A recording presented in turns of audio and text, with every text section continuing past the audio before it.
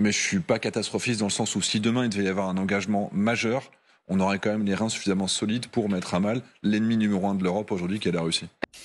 Et la Russie, pour vous donner là aussi quelques chiffres, hein, mais elle a des capacités aujourd'hui qui se sont développées et qui sont considérables. Je vous mets là des chiffres du ministère des Armées, mais je peux vous les dire. C'est 1 300 000 hommes, 8 000 blindés, 1 200 avions de combat, 900 hélicoptères. Et elle continue.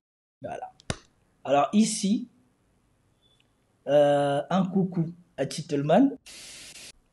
Dès le début, qu'est-ce qu'on a fait? On a sanctionné la Russie parce qu'elle a lancé cette guerre d'agression. Elle ne respectait pas le droit international, elle nous menaçait. On a tout de suite réagi dès le lendemain. Non mais écoutez-le. On a sanctionné la Russie parce qu'elle ne respectait pas le droit international. Quand on a vu de l'autre côté là-bas, là, le droit international ne pas être respecté, on les a vus sanctionner. Et en plus, ils rajoutent, elle nous menaçait. À quel moment les Russes ont dit qu'ils menaçaient quiconque? Les Russes ont dit qu'ils voulaient régler leurs histoires et que vous ne deviez pas vous en mêler. Et c'était presque réglé en 2 mois. Vous êtes venus vous en mêler, ça dure maintenant, ça fait plus de 3 ans. Mais apparemment, ça ne vous suffit pas. Et puis, on a aidé l'Ukraine. Mais on s'est toujours donné une règle. Aider l'Ukraine à résister, mais nous ne sommes pas partis de cette guerre et on ne veut pas d'escalade. La Russie vous menace. Tu as déclaré plusieurs fois publiquement que vous étiez en guerre, mais vous ne voulez pas être belligérant et vous n'êtes pas en guerre. Je comprends plus.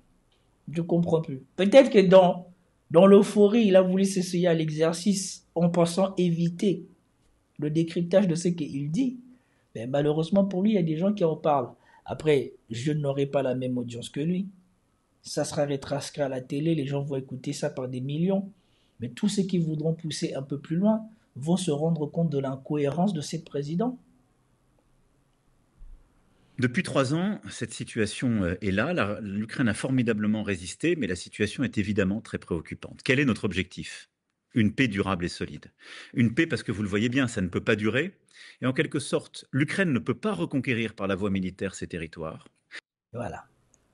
La solution, quand après 2 mois de conflit, l'Ukraine et la Russie, à leur propre initiative, avec l'aide de la Turquie, ils avaient réussi à se mettre d'accord, c'était pas satisfaisant pour vous d'avoir une paix durable en ce moment-là. Il fallait en faire trop. Et maintenant que l'Ukraine est au bord du gouffre, quasiment à l'agonie, c'est maintenant que vous envisagez une paix durable. Parce que vous-même, vous n'avez plus d'argent pour soutenir l'Ukraine. Maintenant, vous envisagez une paix durable. Mais vous pensez que cette paix durable, avec ce que vous avez forcé la Russie à faire, avec ce que la Russie vous a vu faire là-bas, vous pensez que ça va être à vos conditions? Je ne sais pas s'ils se rendent compte. Les mecs, ils se sont dit, on va mettre les moyens pour taper les Russes. Les Russes ont réussi à taper tous les moyens qu'ils ont mis et maintenant ils disent on veut une paix durable. Vous croyez que les Russes, l'argent qu'ils ont dépensé, c'est pour que vous veniez encore dicter les termes de la paix? Et la Russie ne peut pas, par une voie militaire, aller beaucoup plus loin et le bilan humain est énorme. Et la Russie ne peut pas, par les voies militaires, aller beaucoup plus loin. Or, je crois que lui, il est complètement déconnecté. Toutes les semaines, on voit une ville qui tombe. Toutes les semaines, on voit une avancée des Russes sur le territoire ukrainien. Donc je ne sais pas où est-ce qu'il voit que les Russes ne peuvent pas aller beaucoup plus loin. Et c'est un président de la République qui vient dire ça. Ça vous laisse imaginer l'aveuglement idéologique ou à quel point ils se sont trompés dans leur idée de ce qu'était la Russie et de ce qu'ils étaient capables de faire de la Russie. Parce que souvenez-vous, avec quelle euphorie son ministre des Finances était venu dire qu'ils allaient mettre la Russie à terre. Ils allaient mettre l'économie russe à genoux. Et du coup, ça allait forcer les Russes. Les sanctions sont efficaces. Les sanctions économiques et financières sont même d'une efficacité redoutable. Et je veux laisser planer aucune ambiguïté sur la détermination européenne sur ce sujet. Nous allons livrer une guerre économique et financière totale à la Russie. Nous allons donc provoquer l'effondrement de l'économie russe. À accepter leurs conditions. Aujourd'hui, que c'est eux qui sont à bout de souffle, ils pensent encore qu'ils auront les moyens de dire quoi que ce soit. Et la preuve que l'histoire les a fait mentir, Ils se battent pour avoir une place à la table des négociations. Can you assure this audience that Ukrainians will be at the table and Europeans will be at the table? Oh, well, you just changed the whole dynamic. Victor, thanks for having us today. I appreciate it. The answer to that last question, just as you framed it, the answer is no. The answer to the earlier part of that question is yes. Of course the Ukrainians are going to be at the table. I mean, it would be foolish to say they wouldn't. But when you say at the table, you have to define it. One of the things I'm driving towards is we've had a good – remember, this war has been going on now. We're heading into the third year. One of the things we haven't really gotten to are specifics. What does it really look like? And we talk a lot about it, and I will criticize, and I know I'm being very, very political when I say this. But President Trump inherited this war right now. But our philosophy is not to continue this war to the death of every last Ukrainian.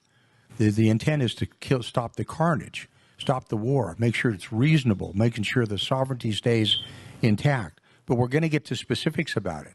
When you say sitting at the table, in all probability, there's really going to be one of the reasons I'm here is for the input, obviously. But when you sit at the table, there's two protagonists when you look at it, and there's one hopefully to be an intermediary.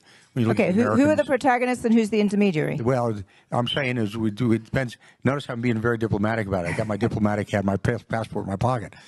The fact is we're looking at, you can have the Ukrainians, the Russians, and clearly the Americans at the table talking, but we've got to have specifics to get to a point. Voilà. Il a dit, premièrement, contrairement à tout ce qui a été fait jusqu'à maintenant, nous, notre but, c'est d'arrêter cette guerre avant le dernier Ukrainien.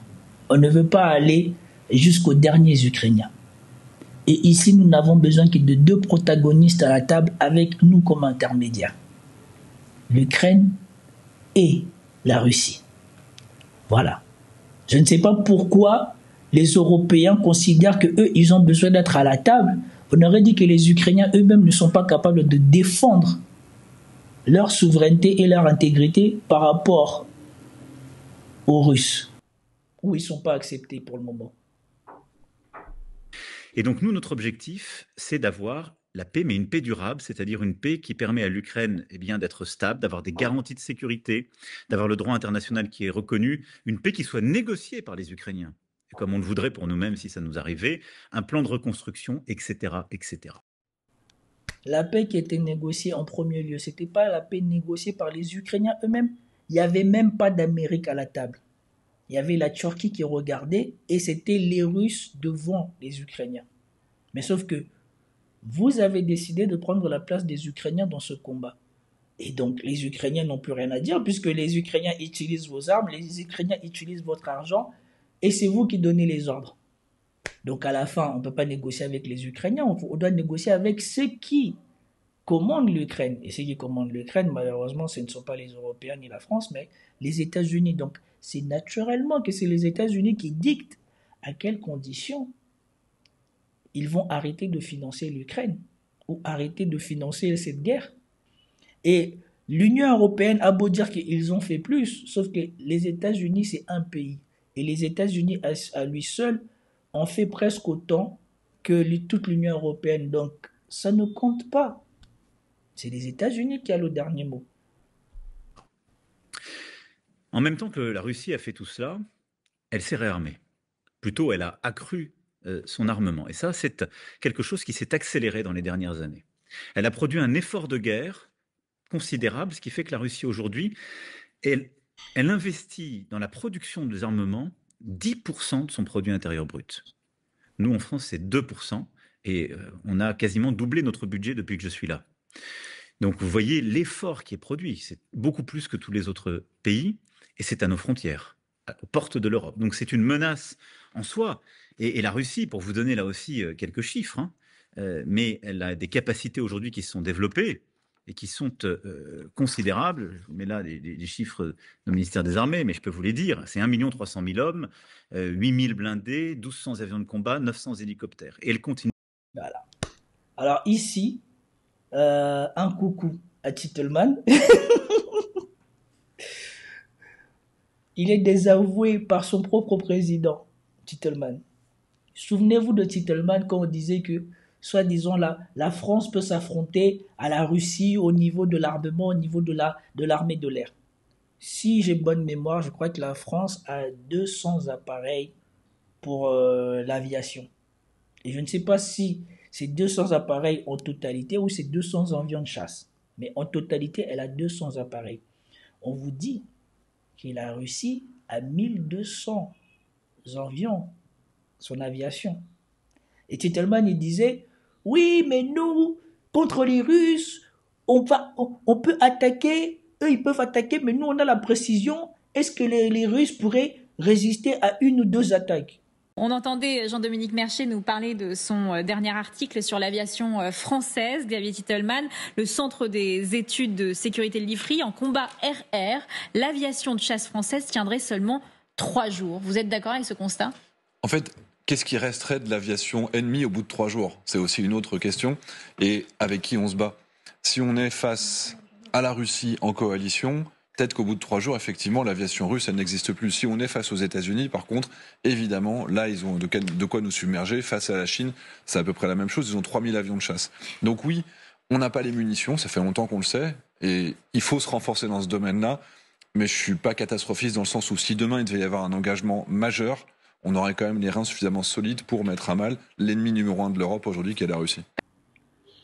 Si on prend l'aviation russe qu'on vient de décrire là, plus les missiles balistiques russes, plus les missiles hypersoniques russes, est-ce que la France aura même le temps de mettre toute son aviation à l'air pour contrer la Russie? Et surtout, maintenant, je reviens sur les propos d'Emmanuel Macron. Maintenant, ils viennent se plaindre que la Russie est surinvestie dans son armée. Mais c'est qui les gens qui ont dit que si la Russie s'était affaiblie? Parce que, en gros, le général de l'OTAN avait dit, si la Russie n'avait pas d'armes nucléaires, nous serions déjà rentrés sur le champ de bataille pour les chasser. I'm absolutely sure if the Russians did not have nuclear weapons, we would have been in Ukraine, kicking them out. We would have. But they have nuclear weapons, so it's not the same as in Afghanistan. Et ce qu'ils avaient voulu faire avec les sanctions et tout ça, c'était mettre la Russie en position de faiblesse pour que quand ils allaient intervenir sur le terrain, la Russie n'ait pas le choix que de capituler. La Russie a compris cela, a reformé son armée, a surinvesti. Aujourd'hui, ils savent que aucun d'entre eux, même eux tous là, l'Union européenne, s'ils s'assemblent tous, ils ne font pas le poids contre la Russie comme il vient vous le décrire là. Et donc, c'est eux qui ont forcé la Russie à aller vers la place de première armée du monde, ou en tout cas dans le top 3. Et maintenant, c'est eux qui se plaignent que la Russie soit devenue militairement trop balèze. Mais il ne fallait pas chercher depuis le début. Tout ça aurait pu ne pas arriver là depuis avril 2022. C'est une expression française qui dit, je ne sais plus c'est de qui, Dieu rit des gens, Dieu rit de ceux qui se plaignent des conséquences des causes qu'ils chérissent. Ils étaient bien contents de prendre toutes ces sanctions, de sortir l'argent, de se servir de la Russie, soi-disant pour dire qu'on va faire une défense commune, on va remettre l'appareil militaire occidental européen en place ou quoi que ce soit. Pendant qu'eux, ils parlaient, la Russie l'a fait. Et aujourd'hui, de voir les résultats, ils viennent dire que maintenant, la Russie est une menace parce que la Russie s'est mise en capacité de résister à ce qu'eux, ils ont fait. C'est juste une catastrophe. C'est ce qu'il vient dire ici. Parce qu'il vient dire ici les conséquences qu'eux-mêmes auraient pu éviter. Eux-mêmes, ils se sont fabriqués un ennemi dont ils ne pourront pas surprendre, en tout cas pendant des années. Parce que vu le niveau d'armement qu'a atteint la Russie, et on resalue encore Titelman, eux tous, ça va leur prendre des années pour atteindre ce niveau-là. Et même en ayant atteint ce niveau-là, qui va oser le premier s'attaquer à la Russie maintenant? Donc ils ont fabriqué eux-mêmes l'épouvantail qu'ils pensaient qu'ils n'allaient pas atteindre ce niveau-là. Et maintenant, ils veulent faire croire à la population que le problème, c'est la Russie. Non, le problème, c'est ce que vous avez voulu faire. Vous avez voulu mettre sur la Russie vos ambitions personnelles de l'hégémonie d'une gouvernance européenne et d'une gouvernance mondiale. Malheureusement, vous avez perdu contre la Russie et vous avez perdu aux États-Unis avec la défaite des démocrates contre Trump. Maintenant, vous êtes pris des deux côtés.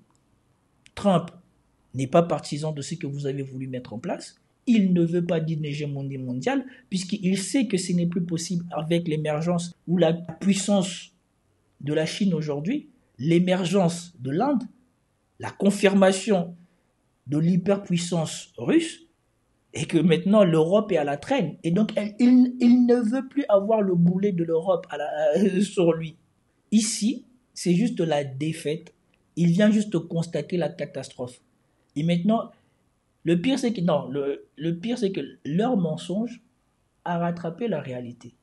Ils ont voulu fabriquer un ennemi russe qui n'en était pas vraiment un, en pensant que comme il n'en était pas vraiment un, on va se servir de ce prétexte pour à la fin le battre lui et justifier tout ce qu'on fera. Le mec maintenant il est devenu plus balèze qu'il ne le pensait, et de l'autre côté ils n'ont plus les moyens de pouvoir l'affronter. Et comme ils sont un boulet, celui qui les protégeait se rend compte que voilà, tu vas pas aller protéger un mec qui est en train de couler lui-même. C'est comme si tu voulais sauver quelqu'un qui te noie quand tu veux le sauver. Tu vas le laisser. Continue de produire. Ce qui fait qu'au-delà du théâtre ukrainien, la Russie est une menace pour les Européens si elle continue à être aussi prédatrice. Et en fait, elle l'est. Parce que ces dernières années se sont multipliés les assassinats d'opposants politiques, les actes terroristes sur le sol européen. Les assassinats d'opposants politiques. La Russie a assassiné quel opposant politique européen? Tellement les grosses accusations qu'on vient porter sur... les grosses accusations qu'on vient porter sur la Russie. On oublie les tentatives d'assassinat qu'on voit là-bas au pays, les tentatives de déstabilisation qu'on voit au Burkina, l'attaque qu'on a voulu faire contre le président du Mali, Maïga. On oublie tout ça. Mais on vient attaquer la Russie. Bien sûr, quand c'est la Russie, on dénonce. Chez les Britanniques, par exemple, des menaces qu'on appelle hybrides, c'est-à-dire pousser des migrants à la frontière pour déstabiliser un pays, ce qui a été fait ces derniers mois encore à la frontière avec la Pologne. C'est vrai que voilà, quand votre prédécesseur Sarkozy, il est parti dégommer Kadhafi et qu'on lui a dit que si tu fais ça, on va se retrouver avec des migrants à la porte, c'était pas pour déstabiliser, c'était pas déstabilisant. Mais les migrants, en plus je sais même pas s'il y a des migrants en Russie qui passent en Pologne. En tout cas, s'il dit ça, il a peut-être les informations, ils le font peut-être. Mais eux, quand ils l'ont fait, se sont-ils excusés, ont même pris en compte ce qu'ils allaient faire en Afrique. Parce que ce qui s'est passé avec ce qu'ils ont fait à Libye, eux, la France, lui, enfin son prédécesseur, ça a déstabilisé et l'Afrique et l'Europe eux-mêmes.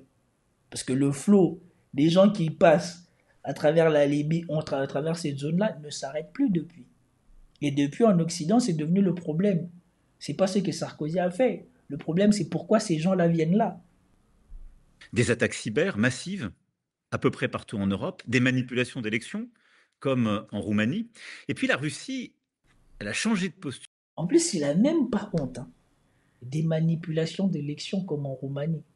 On a déjà dit qu'il y a zéro preuve, à part une communication accrue du candidat roumain qui a fait sa campagne sur TikTok. Et ce n'est que de la publicité. Donc si la publicité, ça devient des attaques, c'est qu'on sait plus ce que c'est. Et souvenez-vous de J.D. Vance qui a dit, si votre démocratie peut tomber juste parce que quelqu'un a financé la publicité sur Internet, c'est que vous n'étiez vraiment pas tout à fait une démocratie. Nous en sommes au point où la situation est devenue si critique qu'en décembre dernier, la Roumanie a carrément annulé les résultats d'une élection présidentielle sur la base de vagues soupçons d'une agence de renseignement et des énormes pressions de ses voisins continentaux. Maintenant, si j'ai bien compris, l'argument était que la désinformation russe avait infecté les élections roumaines. Mais je demanderai à mes amis européens de prendre du recul. Vous pouvez penser qu'il est mal que la Russie achète des publicités sur les réseaux sociaux pour influencer vos élections. Nous le pensons également. Vous pouvez même le condamner sur la scène mondiale. Mais si votre démocratie peut être détruite avec quelques centaines de milliers de dollars de publicité numérique provenant d'un pays étranger, alors c'est qu'elle n'était pas très solide au départ. Sur ces dernières années, parce qu'elle a accru sa menace à notre égard. Je vais vous donner 2 choses très simples qui ont été impensables il y a même 3-4 ans. Elle a décidé ces derniers mois, sur le front ukrainien, d'impliquer plusieurs milliers de soldats nord-coréens. Et ça, c'était impensable pour nous, mais c'est arrivé. Franchement, on aurait dit un enfant. On a 0 preuve de soldats coréens sur le front ukrainien. La partie qu'il a montrée là, de la zone, même le Donbass où, soi-disant, c'est de ces passés russes, on n'a aucune preuve d'avoir vu un soldat coréen là-bas. La seule chose qu'on a, c'était les soldats coréens qui étaient sur la partie russe du conflit à Kursk. Et encore, on ne sait même pas s'ils étaient sur le champ de bataille ou pas. Concrètement, il n'y a personne qui a sorti une preuve. Et pensez-vous vraiment que s'ils avaient une preuve, ils ne l'auraient pas sorti, à part les 2 Coréens, soi-disant que les Ukrainiens auraient arrêté et qui auraient dit qu'ils auraient été Coréens. Il y a 0 preuve. Et même selon certaines analyses, selon l'analyse de l'accent et du faciès, il se pourrait que ce ne soit pas des Coréens qui viennent du Nord-Corée, mais des Coréens ou des Asiatiques qui vivent déjà en Russie. Non mais c'est incroyable de voir un président continuer à faire de la propagande. Et donc, elle a de fait mondialisé ce conflit. Et surtout, moi je signale, elle a de fait mondialisé ce conflit. Donc, vous là qui avez soutenu l'Ukraine, vous ne représentez pas le monde, mais la Russie reçoit de l'aide de la Corée, de l'Iran et de la Chine. Là, ça devient mondialisé. Mais vous tous qui vous alignez derrière l'Ukraine, déversez armes, argent, faites des sanctions contre la Russie, ça, c'est pas mondialisé. Autre chose, elle a accru sa coopération avec l'Iran. Parce que l'Iran lui a donné des drones, des instruments pour se battre qu'on voit sur le théâtre ukrainien. Et en même temps, elle a aidé l'Iran à s'équiper, s'armer, et elle a aidé l'Iran dans son programme nucléaire. Et ça, c'est très grave pour notre sécurité et la sécurité de beaucoup de nos amis. Donc, et moi, je ne comprends pas. Même si ça reste des armes nucléaires, qu'est-ce qui fait que eux qui ont des armes nucléaires peuvent prétendre que l'effet que les autres aient des armes nucléaires, ça fait de l'insécurité? Pourquoi il n'y a que eux qui auraient le droit de s'armer et d'éviter qu'on ne puisse s'en prendre à eux, et les autres n'auraient pas le droit? Le général de l'OTAN lui-même l'a dit, si l'OTAN n'a jamais foutu ses pieds en Russie, c'est parce que la Russie avait l'arme nucléaire. Donc ça protège. Donc pourquoi les autres ne devraient pas avoir ça pour leur propre protection et que eux seuls aient ça? Au total, une guerre terrible, c'est la responsabilité de la Russie. Une Russie qui a accéléré son réarmement et son agressivité, qui est une menace pour nous. Et qu'est-ce qui s'est passé ces derniers mois? Voilà. Donc, ici, dans la présentation de la guerre, on a fait le tour et je vais être contraint de m'arrêter ici. On s'arrête à 5 minutes 37, donc merci d'avoir suivi la vidéo jusqu'ici. Dans la deuxième partie, nous verrons les conséquences de cet aveuglement idéologique qu'ont eu les Européens par rapport à l'Ukraine et par rapport à Trump, qu'ils sont en train de payer aujourd'hui, et qu'il va essayer de raconter sa sauce. Et moi, je vais essayer de raconter comment je le vois, comment je le perçois. C'était tout pour cette vidéo. J'espère que vous avez apprécié. Si vous avez apprécié, commentez, likez, partagez. Je vous dis à plus tard. Peace out.